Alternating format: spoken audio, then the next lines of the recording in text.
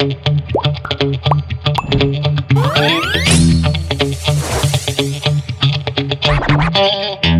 Hello everyone, welcome back to number ninjas.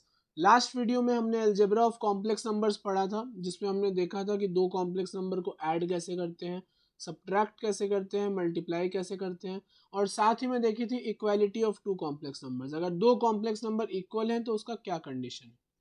तो इस video में हम अब पढ़ने जा रहे हैं कॉन्जुगेट ऑफ कॉम्प्लेक्स नंबर का कॉन्जुगेट क्या होता है, और साथ ही साथ मल्टीप्लिकेटिव इनवर्स और रैशनलाइजेशन भी देखेंगे। तो चलिए लास्ट वीडियो की कुछ रिकैप के साथ शुरू करते हैं। लास्ट वीडियो में सबसे पहले हमने कवर किया था इक्वालिटी ऑफ कॉम्प्लेक्स नंबर।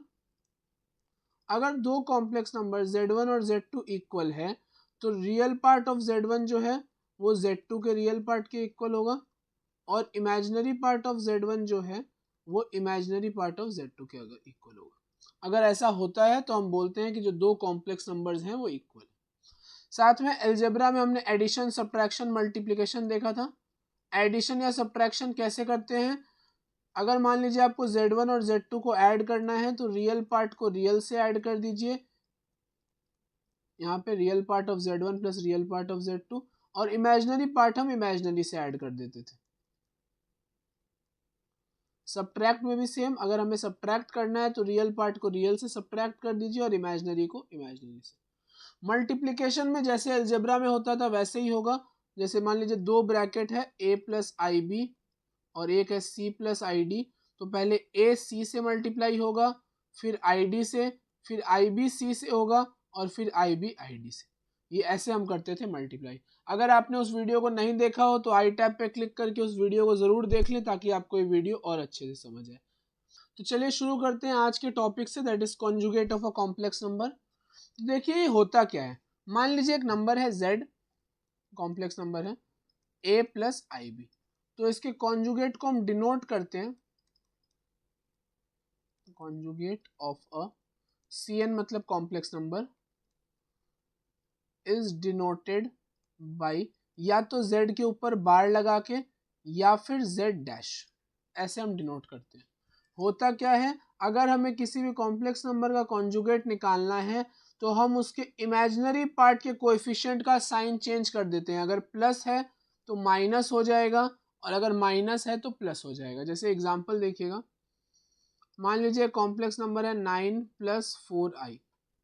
आपको इसका कॉन्जुगेट निकालना है तो कैसे निकालेंगे, जो इमेजिनरी पार्ट है उसका कोएफिशिएंट का साइन चेंज कर दीजिए, तो 9 माइनस 4i। एक और एग्जांपल देखिएगा, जैसे मान लीजिए है -7 माइनस 3i। इसका आपको कॉन्जुगेट निकालना है तो हो जाएगा -7, इमेजिनरी पार्ट है -3, साइन चेंज कर दीजिए, +3i। ये हो जाएगा इसका कॉन्जुगेट। ठीक है ना।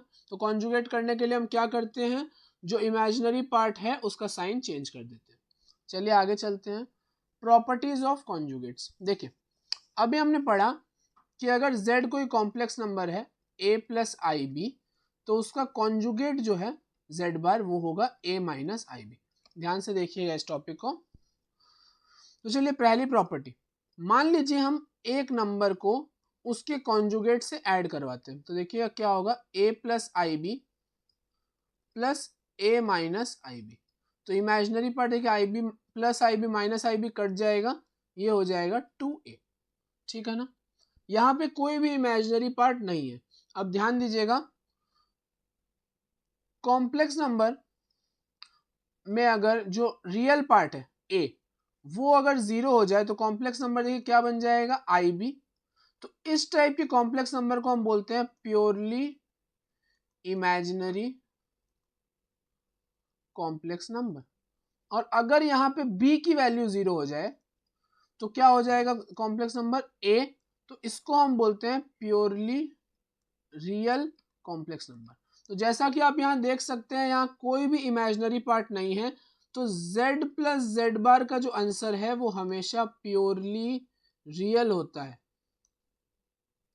इसमें कॉम्प्लेक्स पार्ट हट जाता है, z प्लस जेड बार प्योरली रियल कॉम्प्लेक्स नंबर आता है। डायरेक्ट क्वेश्चन आता है यहाँ से, ध्यान रखिएगा। नेक्स्ट देखिए, अगर हम z को z बार से सब्ट्रैक्ट करते हैं, किसी भी कॉम्प्लेक्स नंबर को उसके कॉन्जुगेट से सब्ट्रैक्ट करते हैं तो क्या होगा, देखिए a प्लस आई बी है, इसको सब्ट्रैक्ट करिए a माइनस आई बी से, तो देखिए a plus i b minus a minus minus plus i b हो जाएगा, तो यहाँ पे रियल पार्ट कट गया, ये हो गया 2IB।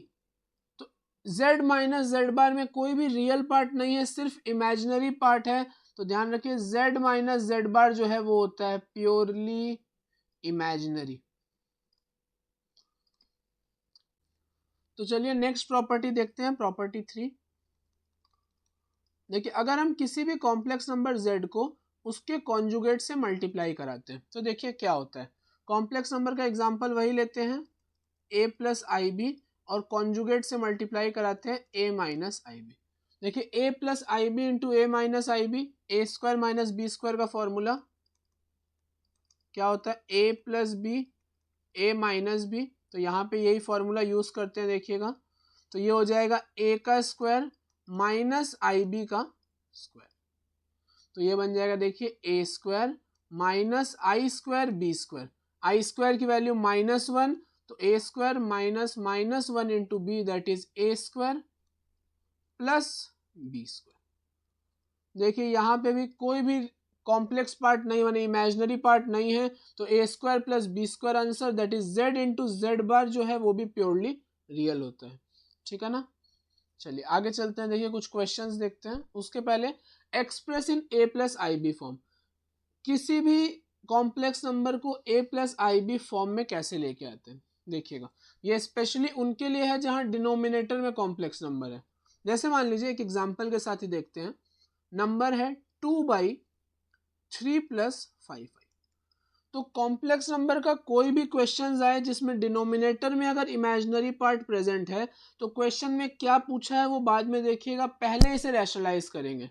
रैशनलाइज कैसे करेंगे, जो भी डिनोमिनेटर में कॉम्प्लेक्स नंबर गिवन है उसके कॉन्जुगेट से इसे मल्टीप्लाई डिवाइड करके, देखिए यहाँ पे 3 + 5i है, तो इसको हम 3 - 5i से मल्टीप्लाई और 3 - 5i से ही डिवाइड कर देंगे। देखिए ऊपर क्या हो जाएगा, 2 3 = 6 -10i, और नीचे a plus b a minus b, अभी हमने पढ़ा ये a square minus b square का फॉर्मूला, तो 3 का स्क्वायर माइनस 5i का होल स्क्वायर, तो ये हो जाएगा 6 - 10i डिवाइड बाई 3 का स्क्वायर 9, 5 का स्क्वायर 25 और i स्क्वायर यहाँ पे, तो 6 - 10i divide by 9, I square की वैल्यू -1 रखेंगे तो माइनस माइनस प्लस हो जाएगा, तो ये हो गया 6 - 10i डिवाइड बाई 9 + 25 मतलब 34। अब 34 को बांट दीजिए, दोनों को दे दीजिए, तो यहाँ पे हो जाएगा 6/34 - 10/34i। तो इस तरह से हम किसी भी कॉम्प्लेक्स नंबर को a प्लस आई बी के फॉर्म में एक्सप्लेन करते हैं। क्या करेंगे, अगर डिनोमिनेटर में आपको इमेजिनरी पार्ट दिख रहा है तो उसके कॉन्जुगेट से उसे मल्टीप्लाई डिवाइड कर दीजिए, और उसके बाद धीरे धीरे सॉल्व करेंगे, नीचे आई स्क्वायर की वैल्यू -1 पुट करना है बस। तो उम्मीद करता हूँ आपको ये समझ में आया हो। चलिए आगे चलते हैं। देखिए for any complex number z into z bar equals, अभी हमने देखा z इंटू जो जेड बार है वो क्या हो जाता है, a square plus b square. देखिए यहाँ पे z इंटू जेड बार किया था, आंसर क्या आया, a square plus b square. Direct question ऐसे आता है एग्जाम में, तो इसका हो जाएगा ऑप्शन। चलिए एक और क्वेश्चन देखते हैं। x प्लस आई वाई की जो वैल्यू है वो है 3 + 5i बाई 7 - 6i। अभी मैंने आपसे बात किया, अगर आपको डिनोमिनेटर में इमेजिनरी पार्ट दिख रहा है तो क्वेश्चन क्या है वो तो बात की बात, सबसे पहले क्या करिए, रैशनलाइज कर दीजिए। तो रैशनलाइज करेंगे इसे 7 + 6i से मल्टीप्लाई और डिवाइड करके, तो देखिएगा ऊपर क्या आएगा, पहले मल्टीप्लाई करिए, 3 7 = 21, 3 6 यहाँ पे 18i, फिर 5 यहाँ पे तो 35i, और यहाँ पे देखिए हो जाएगा 30i स्क्वायर। आई स्क्वायर की वैल्यू -1 रख देंगे नेक्स्ट स्टेप में। यहाँ देखिए नीचे a minus b a plus b i के साथ प्रेजेंट है, कॉन्जुगेट से मल्टीप्लाई, आंसर होता है a square plus b square. अभी देखा तो यहाँ पे 21, 18 + 35 53 प्लस 30i जो स्क्वायर है वो क्या हो जाएगा, -30, आई स्क्वायर की वैल्यू पुट करेंगे तो, और नीचे 49 प्लस 36, तो देखिए क्या हो गया, -9/85 प्लस 53/85 आई। तो y क्या है, इमेजिनरी पार्ट, और यहाँ पे इमेजिनरी पार्ट क्या है, 53/85, तो option c is the correct answer.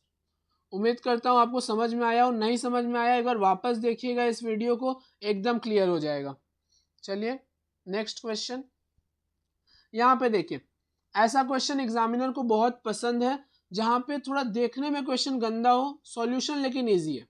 चलिए सबसे पहले डिनोमिनेटर में इमेजिनरी पार्ट दिख रहा है, माने आप इसको पहले रैशनलाइज करिए, तो 1 माइनस आई बाई 1 प्लस आई को रैशनलाइज करने के लिए 1 माइनस आई बाई 1 प्लस आई को मल्टीप्लाई कर देंगे 1 माइनस आई बाई 1 माइनस आई से, तो क्या हो जाएगा 1 माइनस आई का होल स्क्वायर, माने a square minus 2ab plus b square, और नीचे 1 का स्क्वायर प्लस 1 का स्क्वायर, नंबर को कॉन्जुगेट से मल्टीप्लाई कर रहे हैं, a square plus b square.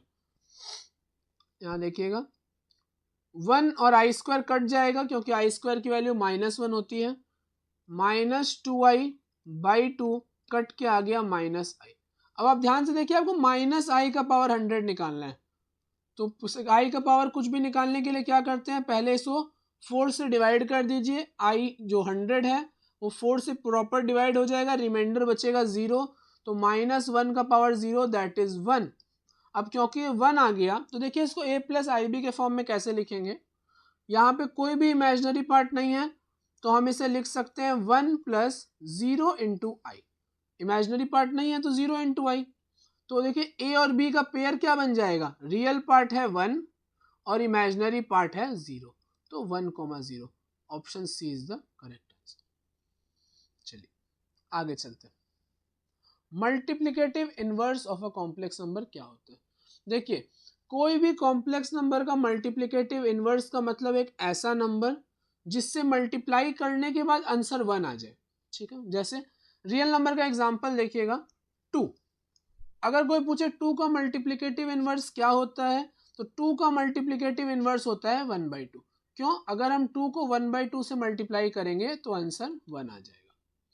अगर कोई पूछे 3/5 का मल्टीप्लिकेटिव इनवर्स क्या होता है, तो 3/5 का मल्टीप्लिकेशन इनवर्स होता है 5/3, बस हम उल्टा कर देते हैं क्योंकि अगर इससे आप मल्टीप्लाई करेंगे तो वापस आंसर 1 आ जाएगा।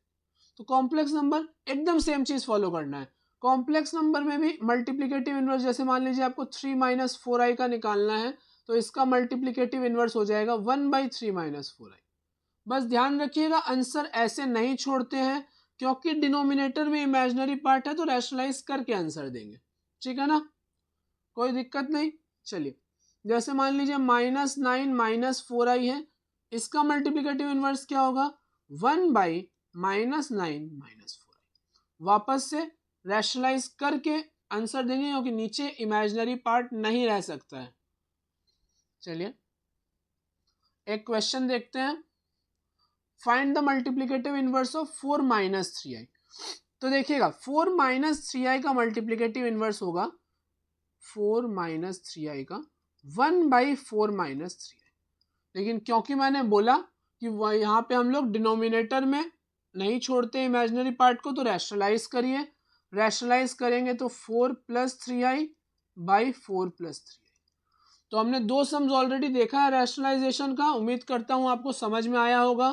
तो इसका फाइनल आंसर क्या होगा कमेंट्स में मुझे ज़रूर बताएं सॉल्व करके, और ऐसे ही तो नेक्स्ट वीडियो में मैं आपके लिए लाने वाला हूँ मॉड्यूलस और आर्ग्यूमेंट कॉम्प्लेक्स नंबर का, उसके बाद हम लोग पोलर फॉर्म करेंगे, बहुत ही इंटरेस्टिंग चैप्टर है।